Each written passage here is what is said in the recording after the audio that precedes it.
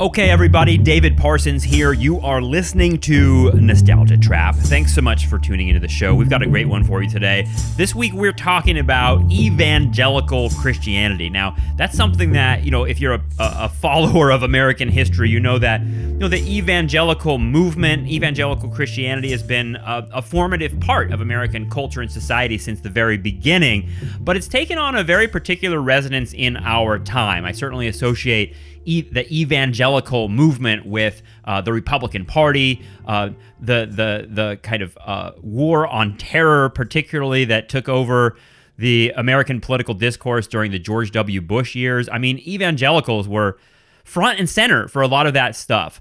So my guest today is someone who can give us a much deeper context on the history of evangelical Christianity, and in particular, how that history connects with the wider history of the Republican Party and modern conservatism.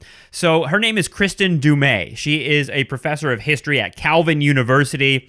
She caught my attention because of the name of her book. Her book is called Jesus and John Wayne: How White Evangelicals Corrupted a Faith and Fractured a Nation. And she's here to really kind of explain that wider history. And to me, a lot of this stuff just absolutely scared the shit out of me and put together a lot of things that I hadn't really put together before, which was that there's a sort of culture of Christianity that's increasingly separate from biblical authority or theology.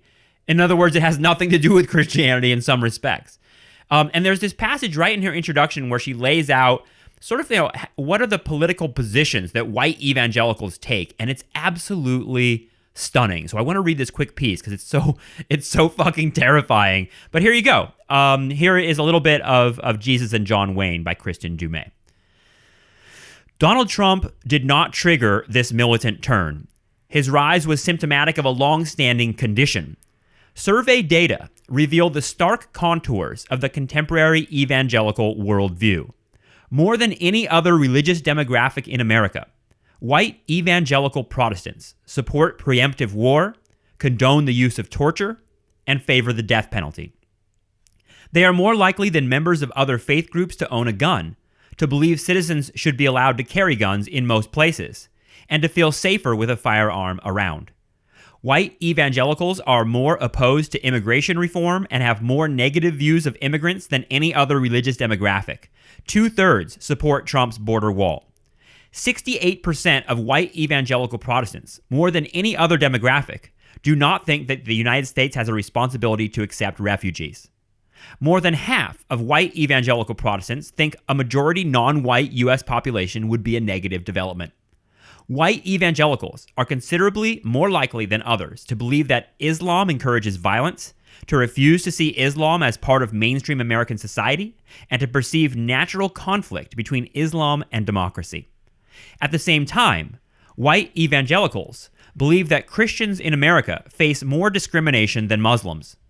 White evangelicals are significantly more authoritarian than other religious groups, and they express confidence in their religious leaders at much higher rates than do members of other faiths. Okay, so again, that's from Kristin Du Mez's wonderful new book, Jesus and John Wayne: How White Evangelicals Corrupted a Faith and Fractured a Nation. I thoroughly recommend going and picking this up, and I hope you enjoy this conversation in which we really get into exactly that. How did this happen? What does it have to do, and how is it bound to the changes and sort of revolutionary social politics of the 1960s, in which feminism and the civil rights movement introduced, the world of American society to the idea that women and black people could be treated equally within it, and how this evangelical thing is part of that backlash. I mean, there's so much going on here. And again, you'll hear me in this conversation sort of reflecting on my own childhood surrounded by white evangelical Christian culture, including, Christian bookstores and youth groups and all sorts of stuff, and how, reading Kristin Du Mez's book helped me see what was really going on with all of that. And again, it's pretty terrifying because I had a sense that I was surrounded by fascism when I was growing up, but now I know it's true. And we actually talk about that word fascism here and how we might be able to frame white evangelicals along those lines. So really, really fun conversation. I hope you enjoy it. We got all sorts of other Nostalgia Trap stuff going on our Patreon lately. If you go to patreon.com/Nostalgia Trap, that's a whole world for people that want to hear a little bit more and go a little bit deeper with these ideas. So if you can support our show, that's how the whole thing works. Go to patreon.com/Nostalgia Trap. And again, we're putting lots of bonus material up there for our subscribers because we want to make a whole kind of a world of these conversations come alive for you. So if you want to participate in that and support our show, please do so. Thanks so much for the people that are doing that. And again, I hope you enjoy this conversation. Here is me speaking with Professor Kristin Du Mez. Okay, Kristin Du Mez, thank you so much for joining us. You have one of those book titles that, for me, as soon as I saw it, I knew I wanted to read your book and talk to you, because your latest book is called Jesus and John Wayne: How White Evangelicals Corrupted a Faith and Fractured a Nation. That is such a great title. Was there an epiphany moment where you're like, this is the title of the book? Well, the title came easily. The subtitle took a bit of work. I think it took us about 3 months of back and forth. But, I'm really happy with where it landed. Jesus and John Wayne, it kind of gets at the heart of this masculinity and militarism and cultural history. And then the subtitle really gets at why it matters. Yeah. I mean, it seems like your book is really well timed because Trump, in many ways, feels like kind of the apotheosis of a lot of what you're talking about in the book, which is this sort of development of a certain kind of evangelical, masculine, militant culture. And there's so much to it. I mean, we could start in a million places, but it feels like you're sort of, your book is timely because it's saying Trump is important, but it's also part of a much longer set of developments in American life. And I'm wondering we can just start with what drew you to wanting to write about Jesus and John Wayne? Like why those figures? And was there a moment where, because I write about the Vietnam War, so John Wayne comes up a lot, but he comes up in a kind of somewhat different way, and I the idea of writing about John Wayne seems very daunting to me because he's such a huge figure, let alone Jesus. I mean, John Wayne is this other figure. It seems like these are hot button issues, but I mean, was there a moment that you thought like, oh, John Wayne is the guy that I'm going to use to talk about all this stuff?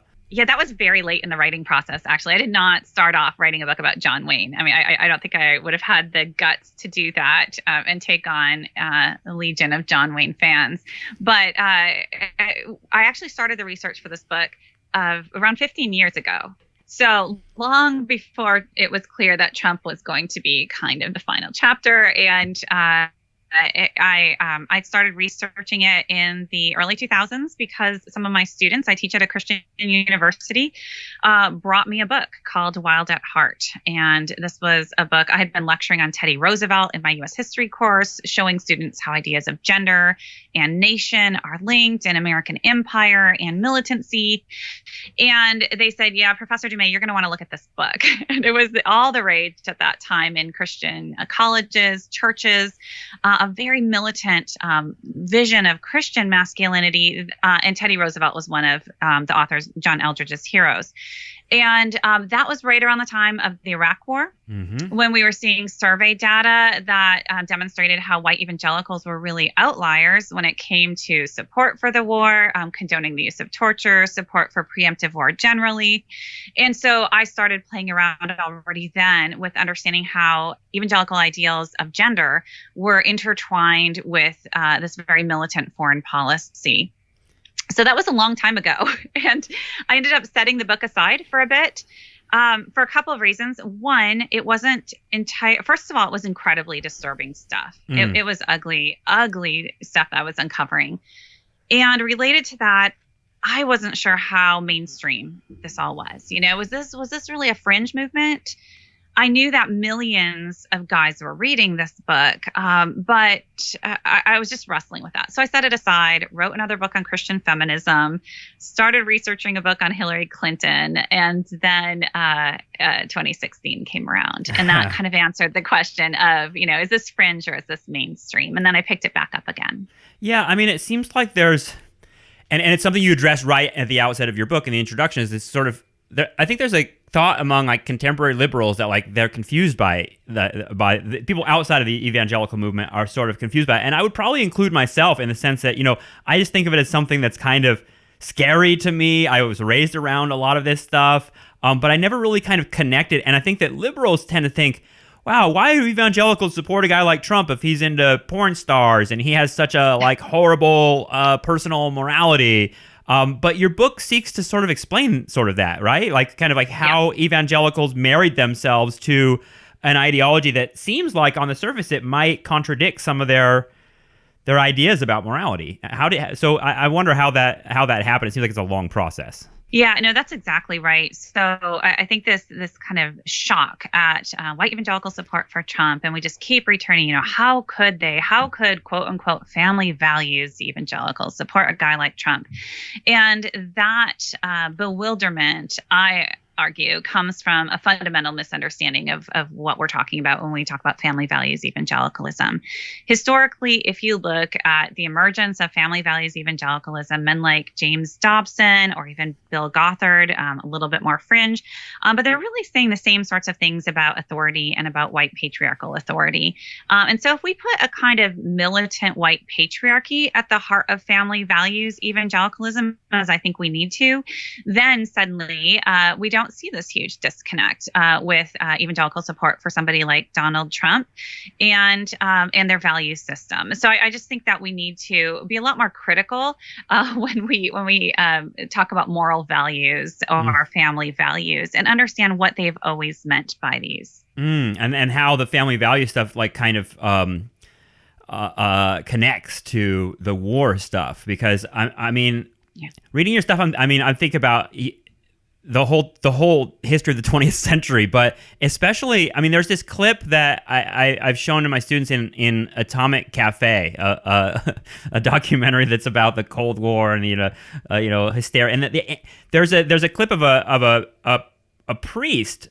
I think it's Father Coughlin actually, who is like talking about the necessity of building bomb shelters in your backyard, and he has this kind of like really vicious delivery where he says like, I think every family's going to need guns inside this bomb shelter, because if people are going to come and try and take your stuff after the family is going to have to defend itself with violence, and the father is going to be responsible for that. And I was like, well, that's kind of links up to your work, right? Yes, Exactly. So the Cold War is just a critical context for the emergence of, family values evangelicalism, of evangelical politics. Really, they're, coalescing as a partisan political movement. The context of Vietnam War, the defense of Christian America, this Christian nationalism, and it's a very gendered response that they were preaching all along from Billy Graham on. That because of the dangers to America and to American Christianity, and they always stressed to the American family, we needed strong, tough, rugged men to defend family, church, and nation. And, from the earliest writings on Christian masculinity, Christian manhood, how to raise boys, they repeatedly come back to this motif that we need strong men to militantly defend home and nation. And so the links are there. And the same can be said actually for women's roles, and they are seen as vulnerable, and views of sexuality that women need to meet their husbands' needs in large part to kind of bolster their egos, which is hugely important for them to lead their family and their nation. And so it was really shocking, reading all of these books and sermons on how to be a Christian man, how to be a Christian woman, to see how deeply political they were. And so I think that's another misunderstanding that outside observers and evangelicals themselves have on kind of artificially separating ideas of gender and family from politics. And we really can't separate those. And that's partly why it's so hard to shift evangelicals on political issues, because their political views are so deeply linked to their identities and to the way they understand what it means to be a faithful woman and a faithful man. And how do they square, I mean, again, this is from an outsider's perspective, but how do they square this contradiction that I think a lot of people notice too, which is kind of like, I don't know, there's a book by Lisa McGurr from years ago called Suburban Warriors about, that I mention a lot on the show, which is about sort of the centrality of women in Orange County, California, being activists in the conservative movement, the Republican Party and all that. And we've seen like figures like Sarah Palin and a bunch of others be sort of representing this viewpoint. But there's also the sort of like, well, it's weird because shouldn't you be in the home and not being political? In other words, what allows you to sort of kind of balance the ideology between a woman should be sort of this figure that's a domestic figure and that's sort of a sideshow to the men, but at the same time very politically active. I mean, I feel like conservative women are some of the most active political women in American life for like decades now. Oh, definitely. And I mean, if you go back in history too, you talk about Lisa McGurr's work, and that's a great example. But if you look at, in white evangelicalism, well, on the Catholic side, you've got, of course, Phyllis Schlafly, but she's deeply influential among, white evangelicals as well. And then you've got Beverly LaHaye kind of, taking her ideas and running with them, and all sorts of conservative women who are convinced that, first of all, patriarchy or patriarchal authority is not just promoted and upheld by men. That's another common misunderstanding. And that there are many women who either believe that this is, God's will for women and men and for Christians. And they also find that their identity is affirmed in this way. And so in the 1960s and 1970s, with the rise of kind of second wave feminism, you have a lot of conservative women who, frankly, don't see great opportunity in women's liberation. These are women who maybe didn't go to college, or who had, already made peace with, they were stay-at-home moms, and they really didn't have the skills to go and, make a career for themselves. Some of them were happy, some of them were not. But many of them were unhappy, actually. But when they were looking to, what to do differently, how to solve their problems, it seemed like it was easier or better, or certainly more viable, to kind of work with the cards that they were dealt and make the best of that situation. And so that's where you have these housewives coming together, and they're, trying to learn more about sex, to sexually, please their husbands, and to be better, faithful wives and moms. Wow. And that's very powerful. But then, yes, they become politically active, but always with the kind of cover of, we are doing this as moms, as wives, as Christian women, and always with this kind of deference as necessary to masculine authority, even as they engage in very active political lives themselves.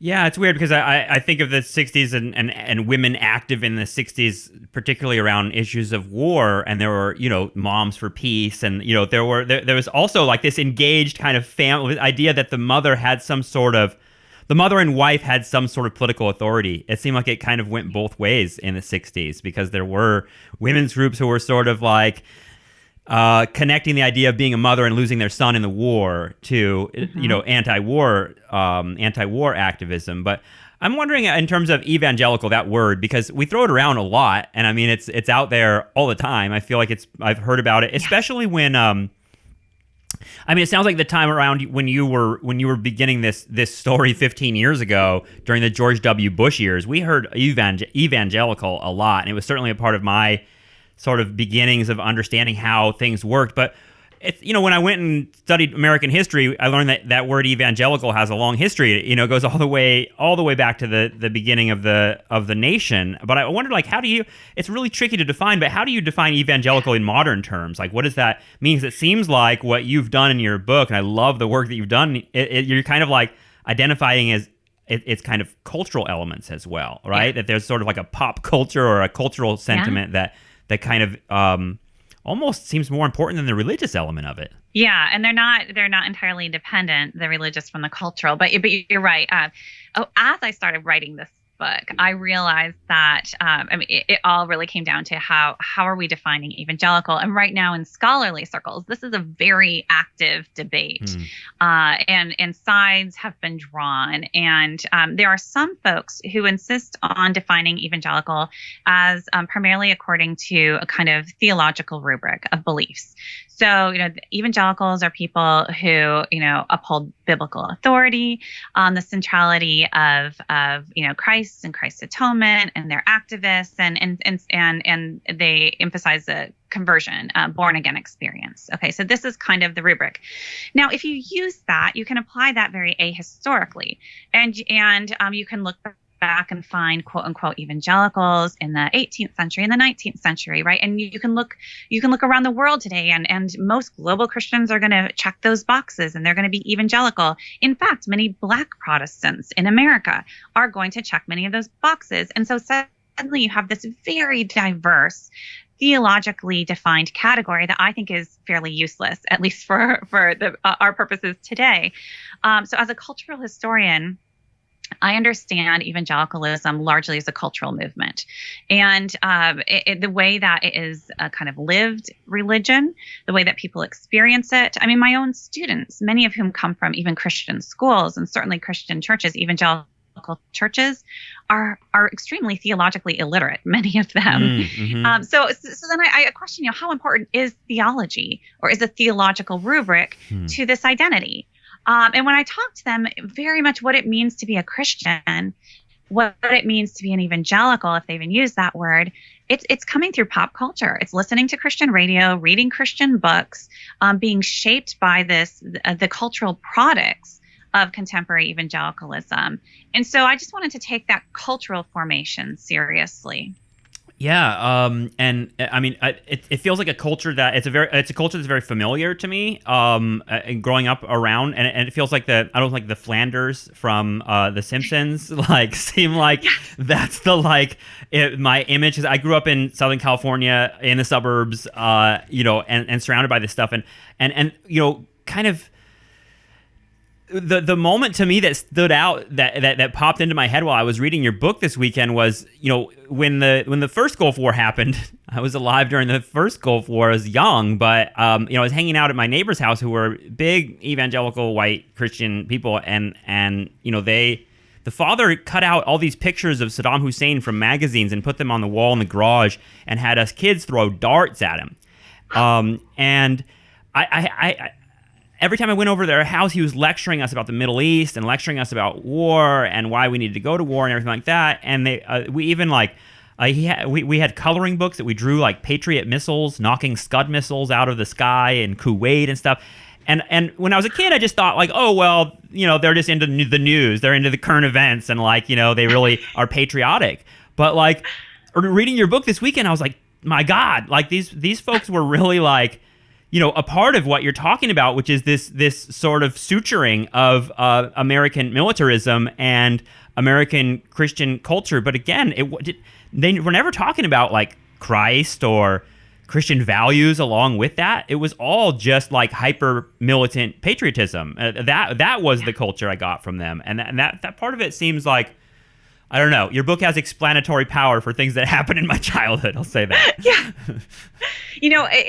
That's a really important point too, because I think that, getting back to these definitional questions, a lot of evangelical leaders themselves and evangelical scholars like to insist that kind of the ugly side that we see of within evangelicalism today, or conservative religion, that those somehow aren't quote unquote real evangelicals, that those are the ones who maybe don't attend church as much, even though poll data suggests that no, they are attending church, and they're deeply religious. But there's this kind of desire to define out the more unsavory elements of the tradition, and you call those culture Christians, and I really push back against that.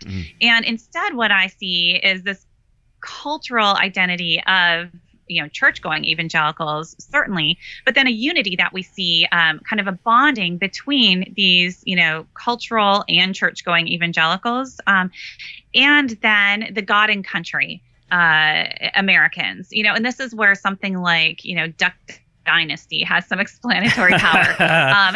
Or even Oliver North in the 90s, that in the 80s and 90s, that there is a bond that develops between quote unquote secular conservatism and conservative evangelicalism, and it really is around this God and country faith, and a kind of militant masculinity really is at the heart of that, and we still see kind of the fruits of this alliance up to today. Oh my God, that's what I wanted to get to, is this image of the tough guy, and the tough guy being some sort of embodiment of American power, but also, that Christians want this tough guy. And why the tough guy? In other words, like, why this guy? Why the kind of brutal, male, patriarchal, violent leader as a symbol or hero for American evangelicals? I know you trace it all the way back to like Teddy Roosevelt, right? Which is like, great. Yeah, but he's an inspiration. Yeah, but really, again, the 60s are just absolutely key here. We already mentioned Vietnam. In the context of Vietnam War, Vietnam was shocking to conservative evangelicals in particular, because they had embraced this myth of America as the greatest nation, the strongest nation, and our strong American boys were not able to defeat the Viet Cong. Right? It was deeply disturbing, and so they looked around and thought, what has gone wrong here? And feminism was a huge part of it. They felt that feminists had really stripped the masculinity from young boys and young men, so that with devastating consequences for the American nation.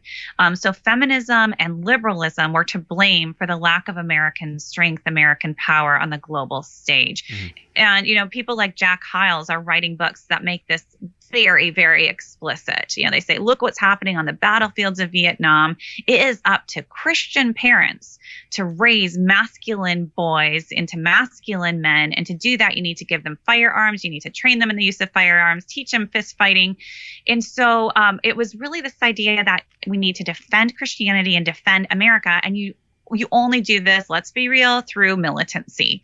And this is a kind of ends justify the means mentality, which is important to understand, because that then really any level of violence is justified if you have God on your side, if you have righteousness on your side. And of course, they always assume that they do.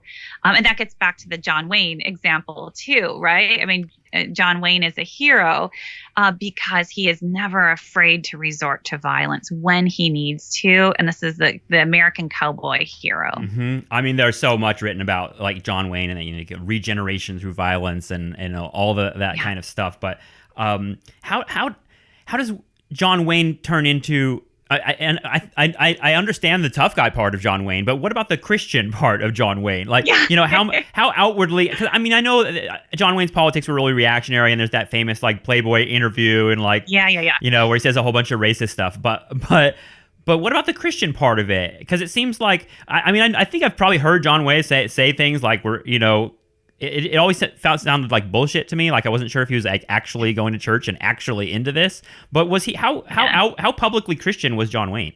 No. He wasn't embraced because he was a Christian. He was embraced because he was seen as an antidote to the softness of the American male. But also, so there's the masculinity aspect, but also it was the political affinity, right? John Wayne was very active in Southern California politics, the rise of the religious right, supporting Barry Goldwater, supporting his friend Ronald Reagan. And so he was an activist. And so he would appear at all of these political rallies held in Southern California, where, really it was the epicenter of the religious right. And Lisa McGurr writes about that. Darren Dochuk also has done really important work on that as well. And so there's the political affinity, and then there's this kind of tough guy. He's an icon of conservative masculinity. But in terms of evangelicals embracing him, they didn't initially, uphold him as the spiritual hero. And I was surprised to come across him when I started reading dozens and dozens of books on Christian manhood. I mean, there's just an enormous market for these things, and it's astounding how many how many copies have sold. It's very humbling as an author to read how many of these things. But it was when I was just immersing myself in this literature, sprawling across decades, that John Wayne just kept popping up. As we all know, John Wayne is this icon of Christian masculinity, as John Wayne would do. Mm-hmm. And so, to me, that ended up being a motif that I decided to play with. A close second, if not edging John Wayne out in this literature as like favorite manly hero, is Mel Gibson's William Wallace from the movie Braveheart. So those are the kind of the two favorite heroes. But like all of these books, they really border on plagiarism. They look so similar. You could detect slight, change over time narratives, but really their cast of heroes remains remarkably consistent. It's like random soldiers, cowboys, John Wayne, William Wallace, Teddy Roosevelt, Douglas MacArthur, George Patton. I mean, these are their guys, and they just keep returning to them. Yeah, I mean, I've been in some of these stores. I mean, there's a Bible. There's a couple of different Bible stores.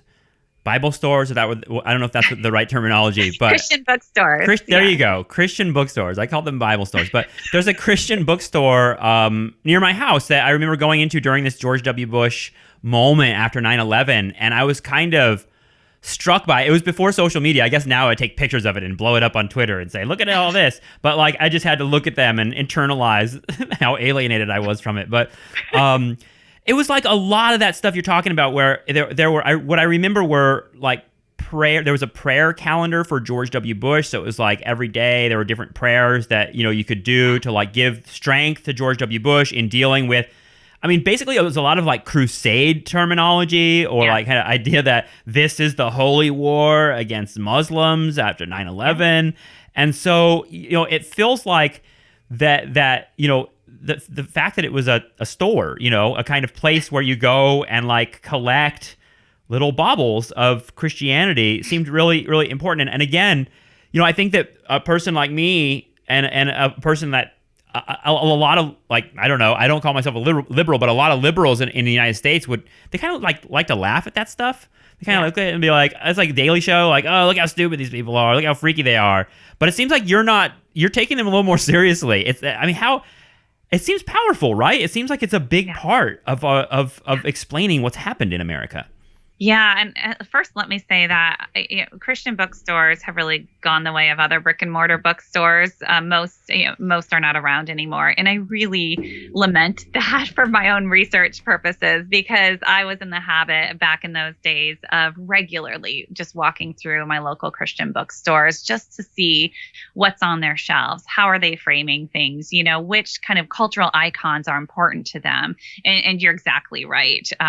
This kind of militancy was apparent, anti-Islam, a high emphasis on gender difference. So the women's section is pink and floral and just hyper feminine and sweet and submissive, and you can put sweet phrases on your walls and things like that. And now it's a lot harder. I track through Lifeway Christian books online, but also I find Hobby Lobby is a great place to drop in and right, to see how kind of gender is framed and performed in those spaces. So yeah, there still are opportunities, but it's becoming a little bit harder. But you're right, I do take culture seriously. And again, I think about the average evangelical. What forms their faith? What forms their politics? And I think material culture is very important, popular culture generally. And then, listening to things like Christian radio, to that, and depending on the church you attend, what you hear from the pulpit, it all kind of combines to help you understand how these pieces fit together. And I will say that, the book has been out for 5 or 6 weeks now. I have heard from so many evangelicals or former evangelicals themselves who just feel compelled to offer their kind of personal testimonies of, this is my life. This is the story of my life. All of these, this material culture, these values, right? This was what I lived. And I think that's what cultural history does. We aren't talking theology, what's being argued at the seminaries. There's a bit of that in this book, but really it's what kind of Christianity and faith system do people actually inhabit and embrace and live? Yeah. Yeah. Like what is their kind of lived experience of Christianity? Yeah. And it seems like it's a cultural one and attached so strongly to the Republican Party. Like it's funny because it's like there's no equal time at these Christian bookstores. I never found one, and I've only gone in a couple, and I haven't had the bravery to go in Hobby Lobby yet. There is a Hobby Lobby in town. I just haven't gone yet. But the idea that there's I don't, and you never see any like you never see like left figures like you can get a Dick Cheney bobblehead at a Christian bookstore, but you can't get like Martin Luther King Jr. or a Che Guevara or something like. In other words, there's no even like lip service paid to that there's another, because there are left Christians. I mean, a ton, yes. Right? Like a ton of like social justice Christians, Black Lives Matter Christians. I mean, on and on. Yeah. Why is it that the white evangelical has been so successful in kind of being the front of that movement of Christianity in America, rather than the kind of diverse range of Christianity that exists in America? Is it because the Republican Party is kind of their buddy and they've that's ridden that to power?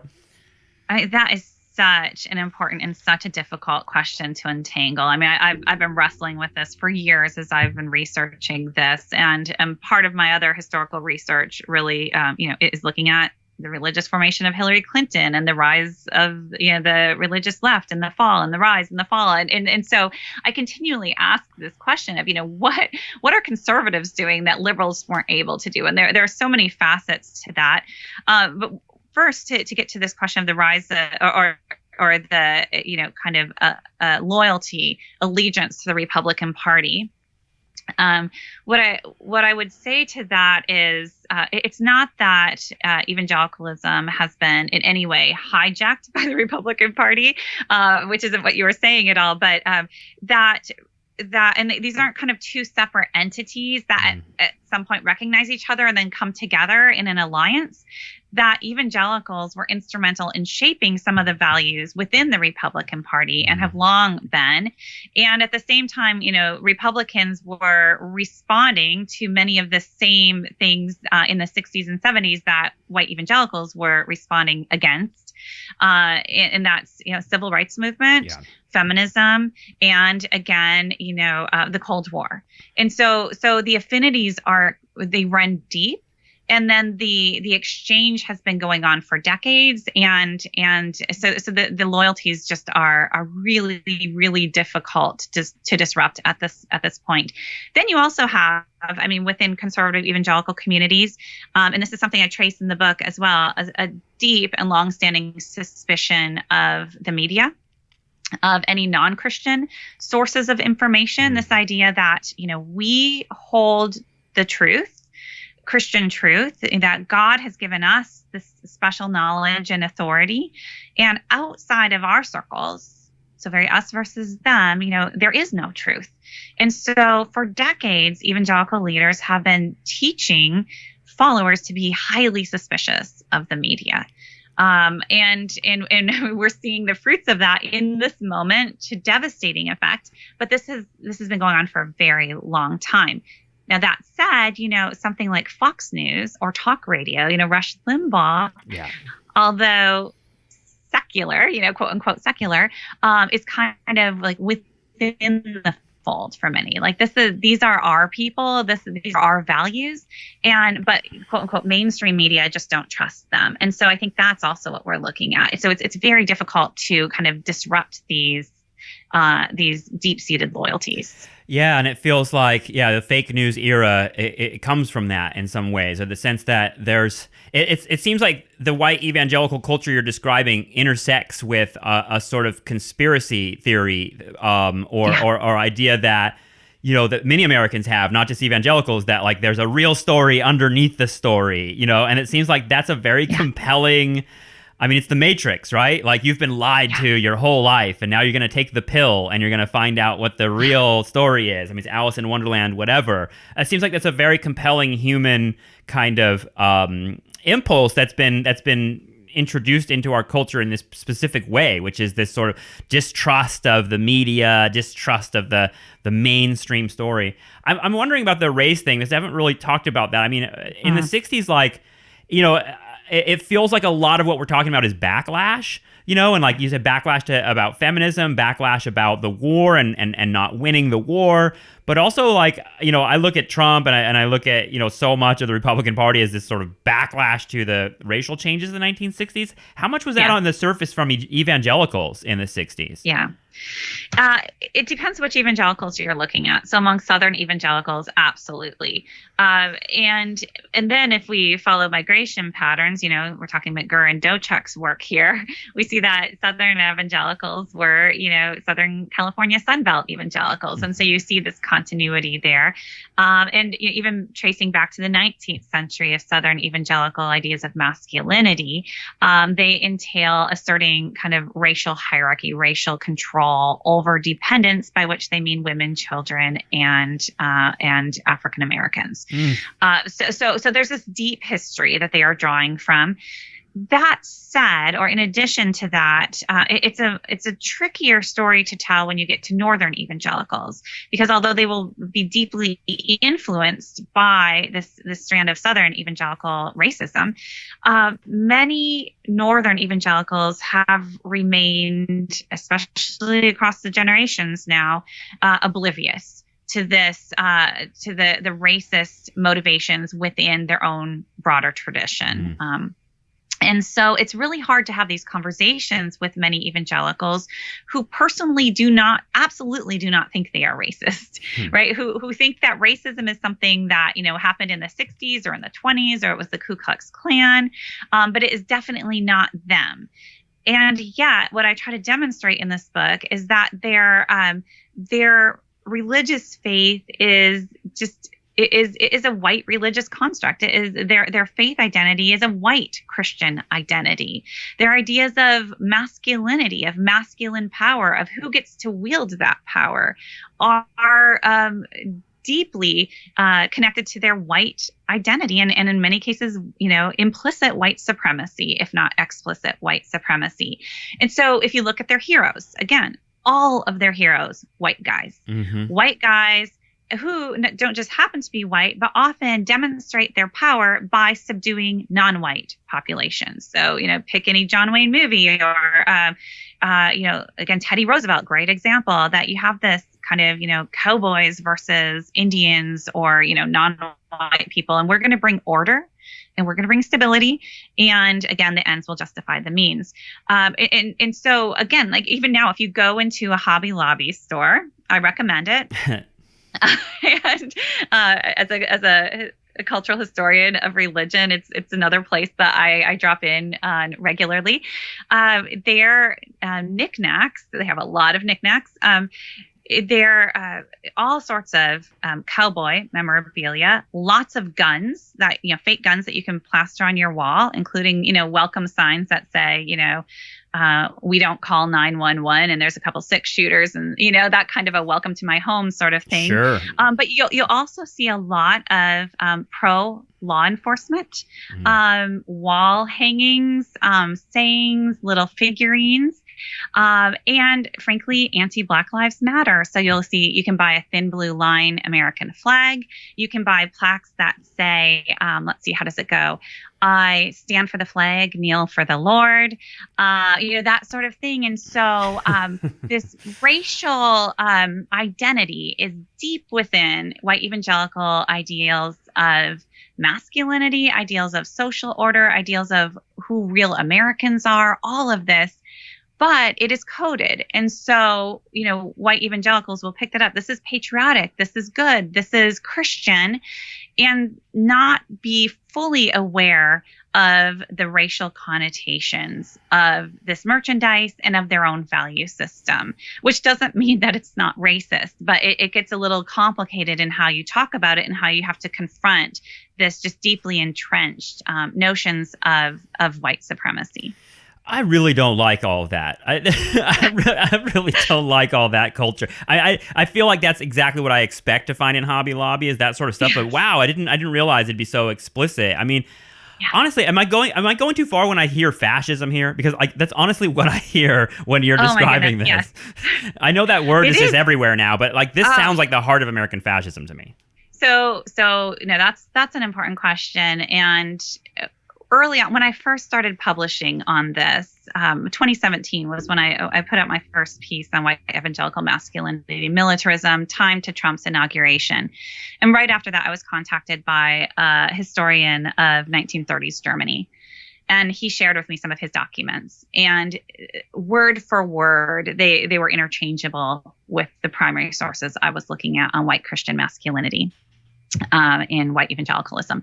And so I've been tracking this. Now, as you know, you have to be very careful about playing the Nazi card, playing the Hitler card, and even using the word fascism. Of course. But as I researched this, I became convinced that this ideology and this idea of authority, because it really comes down to who has proper authority here. And of course, it's patriarchal authority, it's white patriarchal authority, and it's extremely hierarchical and just unbending. And that was, and it's Christian, right? It linked to Christian America. And so if you are outside of this understanding of the Christian nation, you really don't have rights, right? Religious liberty and so forth. No, that really means protecting the, mythical Christian heritage. And so, yes, I became convinced that there are very serious anti-democratic impulses here, and authoritarian impulses within white evangelicalism that go back at least to the 1960s, and that have been widely embraced as just plain, obedience, as how to be a Christian man, how to be a good Christian. And you see that in evangelical cultures and evangelical institutions, this deference to authority, the forgiveness that is handed out to patriarchal authority figures who abuse their power, the tendency to blame victims, even in cases of sexual abuse, the lengths to which evangelical communities will go to protect those in power, I think is really, really frightening. And then when you extend that beyond their own institutions and communities and look at the American nation and look at this moment that we're in right now, I do think it is cause for concern.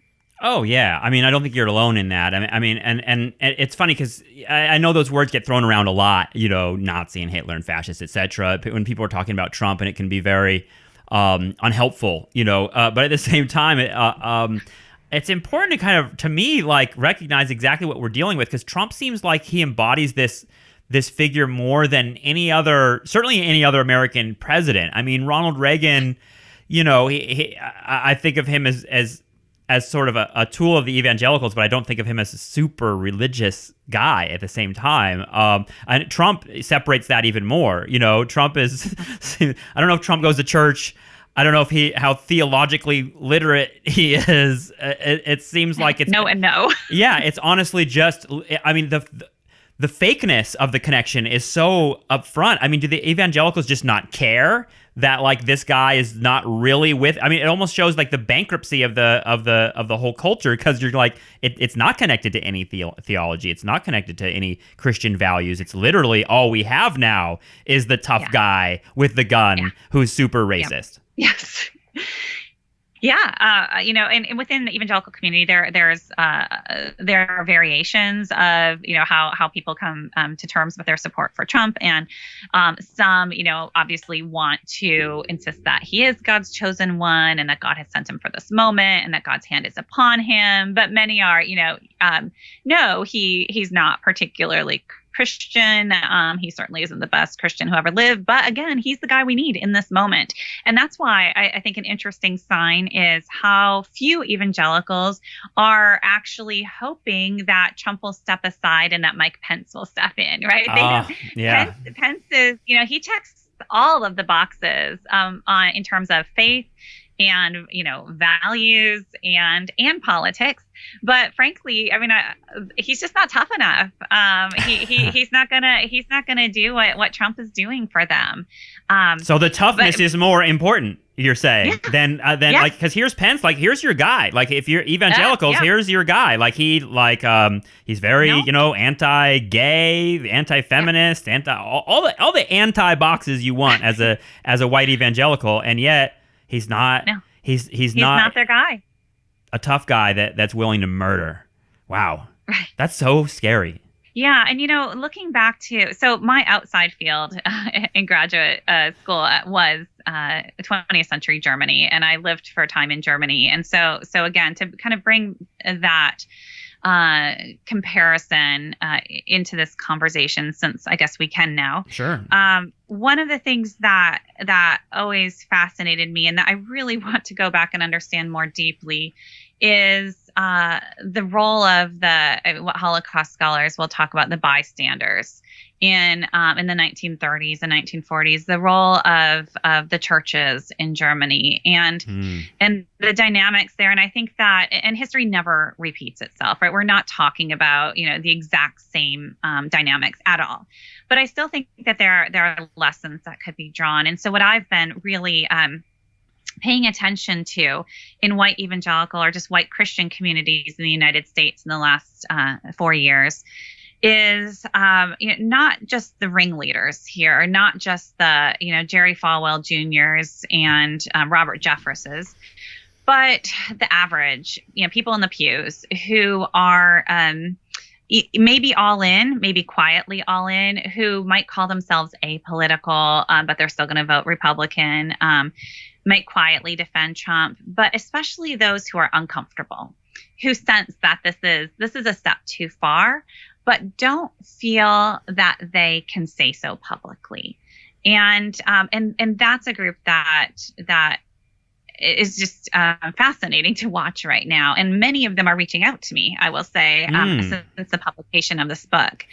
And so I think it's an interesting moment to think about, if you identify with these communities, if you're part of these this movement, if you've been formed by this, if you move in these circles, at what point are you going to speak out? At what point, and what do you have to lose? And how does that measure up against what other people maybe have to lose if you don't speak out? So this is something that I've just become kind of obsessed with in recent months. Yeah, that's amazing. The defectors, and it makes you wonder, can Trump be a figure of fracture within this movement? Yeah. Because, it was just a couple weeks ago that the Reagan Foundation was like, don't use Reagan's name or image. Yes. We don't want to be associated with Trump. So it seems like there is some internal fracture there. I wonder where that goes. I wonder, because for me, I'm like, I hope. I mean, it was during the Obama years. Again, liberals, especially, I was in New York City. Coastal elite liberals tend to be very smug in the Obama years about how all this was gone. We vanquished this old-fashioned style and all that, and it's weird to see that happen because during the Obama years, I think that from what I remember, abortion clinics were still closing, right? There was still a successful evangelical politics that was existing during this time, and almost like the backlash to Obama, it seems like it brought us Trump in that world too. Yes. Oh, yes. And historically, if you look over the past several decades, whenever evangelicals had their own guy in the White House, they kind of fell apart as a movement, because they with this kind of militant posturing, you need a very clear enemy to fight. And, the Cold War offered that. But then when you get Reagan and things are looking pretty good, how are you going to really mobilize your supporters? And it was hard. And they had, organizations on the right went out of business because they didn't have the funds. And then, Clinton and Bill and Hillary kind of helped inject new energy.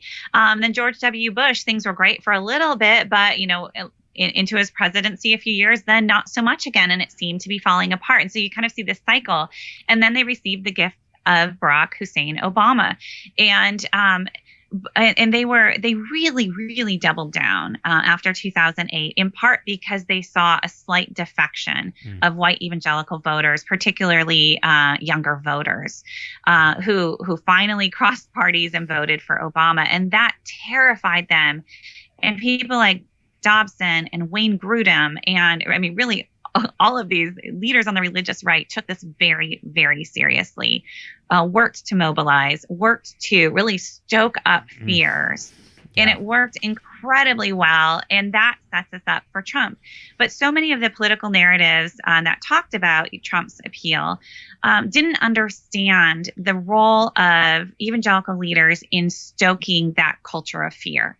And there's a long history of them doing this. Instead we get, white evangelicals were afraid. They felt under siege, their religious liberties and all of these. And yes, they did. But you have to look at the agency there. Who is telling them they need to be desperately afraid? And that's part of the story that I try to tell here too. And what actually comes first? Is militancy a response to these overwhelming existential fears? Or do these fears have to continually be stoked to maintain the militancy and to maintain the power of the leaders? Yeah, and how do you refresh the anger and the feeling of persecution? There's a feel like we're the oppressed class, we're the discriminated against. Like you can't be a normal white American anymore. You can't be a normal Christian American. They're gonna take this away in some way, take your kids' schools away. And like this, it seems like social media really is a machine for that in some ways, a refreshing of that anger all the time, because you can highlight all these stories. I wonder, if we're talking about controversial issues, I don't know if you want to comment on this, but it seems like especially during the George W. Bush years, we saw the evangelical tie to the Project of Israel. And like Israel being a place that I always felt like, these evangelicals, what do they care about Israel beyond the military part of it and beyond the sort of authoritarian element of that? How much of that is did you find in your research in terms of sort of that kind of conscious, explicit connection to the Project of Israel and the American military? Yeah, that's in the backdrop here. And that's something I certainly could have brought out even more prominently, particularly in certain conservative traditions and prophecy traditions. Right. Of, Israel is just God's special nation, just like America is God's special nation. And so that is a motif that stretches way back. But then in the 9/11 then is this really critical catalyzing moment, because you're not just dealing with Israel as God's special people and Israel and Palestine and so on, but now you get to meld this pro-Israel prophecy tradition, which runs deep, especially in televangelism circles, and largely kind of neglected, I think, by many scholars of evangelicalism who will focus on the more respectable iterations. More quote unquote mainstream, but I think we need to revisit that category. But then with 9/11, what we have is the pro-Israel faction joining up very, very clearly with the Christian America, Christian nationalist and, militarist faction, so that now the threat to a Christian America, the threat, as James Dobson says, to the greatest threat to America's families now is radical Islam. And so you have this enemy, and so 2001 is a catalyzing moment, because you really take all of these strands and you tie them together in a way that really Islam comes to stand in as the new kind of communism, the new great evil, all that is bad, all that will threaten us. And that remains incredibly powerful up to the present. But even in researching that, and one of the things that struck me was how many of the men that I had been following who are, preaching and promoting this rugged masculinity were also the same men who were promoting the Islamophobia.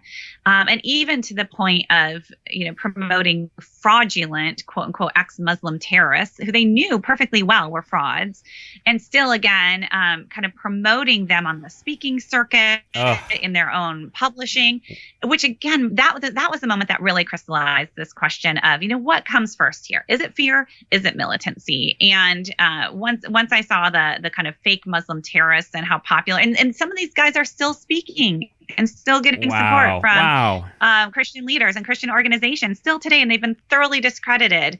That's when again I go back to what's really at the heart of this. Yeah, I mean, it makes me think of, I think it was Pat Robertson after 9/11, right? Like really famously said, like I point my finger at the feminists and the gays and kind of he gave this kind of culture war speech where he said like the permissive sexual society basically is what drove the planes into the Twin Towers, and it's just unbelievable. But it's also like, it's funny because your book gives me such a perspective on, again, like being young in America. Like I was in high school in the 90s and was really into like grunge culture and like, Kurt Cobain and even like, Kathleen Hanna, all that, like, I don't know, Pacific Northwest feminism. And these were the bad guys. In that world, the white evangelicals were the bad guys, right? We at concerts, there were pictures of Jesse Helms and Falwell, and, they would really like go after like you got to destroy the white right wing. And it really educated me about that.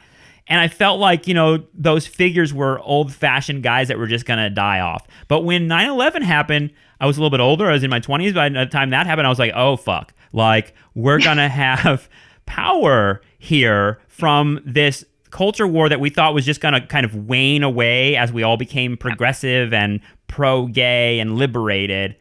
Instead, I don't think we really took seriously the notion that this was going to engender a backlash, but also one that like could be extremely powerful and actually married to the American military project. We should have seen that, because what you're showing us is that this didn't come out of the 90s or even the 80s. It's something that's actually been building in American life for decades and maybe even centuries. Yeah. And you're right. It kind of gets repackaged for each generation. And just when one seems like outdated, and first of all, I would say, don't forget the power that persists. Even when like, pop culture might move on, somebody like James Dobson just remains so incredibly influential to older Americans and behind the scenes in terms of mobilizing voters and lobbying and things like that. So that and folks like him prefer to remain kind of under the radar publicly, at least their political power, and wield that power through more private channels. But then you've got, again, this repackaging. And so, John Eldredge comes along with the wild at heart masculinity, and that is just incredibly popular in the early 2000s. And you've got somebody like Mark Driscoll, talking Pacific Northwest, and he seems he's one of these guys too that, from the outside, you look at him, you read a few quotes, you think this guy is insane and incredibly misogynistic, right, disgusting. This question, that I struggled with when I started the project 15 years ago. What's fringe here? How do I deal with somebody like Mark Driscoll? And then you start looking and you see how influential he was with an entire generation of young evangelical pastors. And then one of the things I really work to do in this book is to really map the evangelical subculture, to look for these alliances, these connections. So which pastor is going to vouch for which guy or which guys? And, despite the misogyny, despite the crassness, sometimes even because of it, who's going to invite whom to share a stage? Who's going to blurb each other's books? And how they draw those boundaries was just really illuminating. So you can be very racist and not be defined out of the culture. You can be misogynistic. You can be crass, and you're still going to be largely embraced by other, quote unquote Christian brothers. But if you cross the line on LGBTQ issues, or right, then you're out. You're outside of the fold. And so we see people like Rachel Held Evans or Jen Hatmaker, and they're gone. Like, their books aren't distributed anymore by Christian distributors, and they're on the outs. But again, so who gets to stay in and who gets kicked out? And that's really part of this project, is figuring out, evangelicalism as a cultural movement doesn't mean that there are no boundaries to it. Yeah, it sounds like there's a pretty hard line. It's like, if someone says like, oh, I think that we should open the borders and have all refugees come into the United States, it's like, whoa. To me, that sounds like a Christian position, honestly, you know? But like you're saying that like within this kind of this sort of world, it's just that, you're cast out if you have certain ideas like that. Wow. Yeah, so on refugees, it's a little less immediate than it is on issues of sexuality. But I mean, I know a lot of Christians who work with resettlement, refugee resettlement organizations, advocacy groups, and there are some evangelicals who are deeply committed to these projects, but they have made very little headway, and particularly in the last 4 years, right? And so they can say this is biblical, this is godly, but they're not going to sway the majority of the people in the pews. But that's less of a lightning rod issue than the gender and sexuality issues are. I think in part you can kind of hold to, in theory, sure, we feel bad for those refugees, but let's be real here. You know, we need to defend our nation. It just seems a little less personal, whereas gender and sexuality are much more immediate for many people's lives. Yeah, I think that's the thing that comes out from your work more than anything to me is just further kind of buttressing my sense that that gender is just like kind of a key way of understanding these political trends, throughout all of American history, but a very particular kind of, I mean, even thinking about Kathleen Hanna, right, and like the 1990s and sort of this like punk rock feminism, third wave feminism, and that, creating a backlash too. It makes me think about young people because I was saying, our faith was that old people, all these old evangelicals are just going to die off and we'll inherit the earth. But it seems like they've done a good job at sort of indoctrinating a whole new generation of young people. And when I think about Trump evangelicals, whatever that group is, I don't necessarily think of them as all old. It seems there's young people too. Yeah, if there's going to be a little hope for change here, it might be with the younger generation, although, the thing about young evangelicals is they grow up to be older evangelicals. It happens all the time. Yeah. And so, don't get your hopes too high. However, again, through this cultural analysis, and as I've observed how evangelical culture has kind of morphed over time, it does feel like, even in just the last 5 to 7 years, certainly 10 years, the evangelical subculture has less of a hold on young evangelicals. I mean, when I was growing up in the 1990s, I was in a small town. We had one bookstore. It was a Christian bookstore. I grew up only listening to CCM, Christian music, no kind of secular cultural influences for the most part. And that was just the kind of the bubble that I lived in. And so many evangelicals of my generation, so I'm in my 40s now, that was our upbringing. And we have this shared cultural experience. For young people today, and again, I see them all the time because they come into my classes. I teach at a Christian university, and so I watch closely and I talk with them. And what are your cultural influences? And it really seems that with social media, Instagram, all of the world is much more open to younger generation, and they are much more likely to have relationships with people who do not share their values, either virtually or in person. And so it does seem to me that there is less of a cultural hold on the younger generation, which may in fact then result in a looser kind of political allegiance. So isn't that the fear? That's the fear of the evangelicals, right? Is that like exactly? That this secular culture? Yeah, it's fun. Do you remember a band called Petra? This is so random. Oh my gosh, of course. My favorite. Yes. Yeah. That Flanders family, that lived next door to us. I remember I was listening to like REM and like Nirvana, and he was like, if you like rock and roll, you should check out Petra. And I was like, what is this? And I wasn't even sure. I knew it was Christian, but I didn't understand how it was Christian. I have to go back, and now I'm going to go on a Petra rabbit hole on Wikipedia. I'm already hearing "Don't Let Your Heart Be Hardened" playing, on loop in my head. Yeah, Petra, Jars of Clay. That was my Jars world. of Clay, yes. Wow. Yes. And so I'm a cultural historian, but I feel quite sheepish because I'm really good when it comes to, Christian pop culture, but I basically missed the first 30 years of, just plain old American culture because I just had very little exposure to it. Interesting. Yeah, that part of it is fascinating to me, and it does feel like maybe there is less of a hold on everyone, really, because there's so much access to different kind of forms of cultural expression. Kristin Du Mez, I had a really fun time talking to you. I just want to mention a couple things. I want to mention the title of your book now, which is called Jesus and John Wayne. But you've got another book that we didn't get to speak about, but I want to make my listeners aware of it because I think it connects to these issues as well. And it's called A New Gospel for Women, Catherine Bushnell and the Challenge of Christian Feminism, which sounds like it's kind of a book that's trying to establish that there's another sort of path here, and that there was this figure, Catherine Bushnell, who I love that you're recovering this, because this is something I didn't know anything about, and just looking at it, preparing for talking to you, I want to read that one too, because I want to understand sort of how there was a sort of opportunity for a different vision of gender and a different vision of a kind of Christian feminism that seems like it had some authority and power in American culture for a little bit, but again has been totally run over by